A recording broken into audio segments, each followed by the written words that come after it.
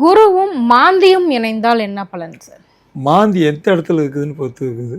பொதுவாக மாந்தி கெடுக்கக்கூடியதுதான் மாந்தி. குளிகை நிறந்த வீடு குட்டிச்சவுன்னு சொல்லியிருக்கான். குட்டிச்சவு 2ஆம் இடமாக இருந்தால், 1ஆம் இடம் வந்தால், 7ஆம் இடம் வந்தால், 8ஆம் இடம். ஆனால் கூட பார்க்கணும், குரு பார்க்குதா இல்லை குரு வந்து உட்காந்துட்டு இருக்குதா, குருவோட சம்பந்தம் இருக்குதா, ஒரே காலில் உட்காந்துட்டு இருக்குதானால பார்க்கணும். பார்த்தக்கப்புறம் தான் சொல்லணும் மாந்தி கெட்டுதா கெடலையான்னு. அதுக்கு மெயினாக என்ன உதவுதுன்னா இந்த குரு தான் உதவுது.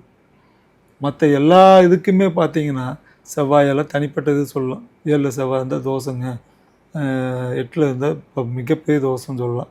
ஆனால் இந்த மாந்தி எப்படிப்பட்டதுன்னா குருவை பார்க்கணும். குரு என்ன சப்ஜெக்ட் எங்கே உட்காந்துட்டு இருக்கா, இந்த மாந்திக்கு இதுக்கு எதாவது தொடர்பு இருக்குதான்னு பார்த்துட்டு தான் பதிலே சொல்லணும். இல்லை என்றால் நான் அப்படியெல்லாம் ஒன்றுமே நடக்கலையேங்க, எங்களுக்கு நாங்கள் நல்லா தாங்க இருக்கோம் அப்படிம்பாங்க.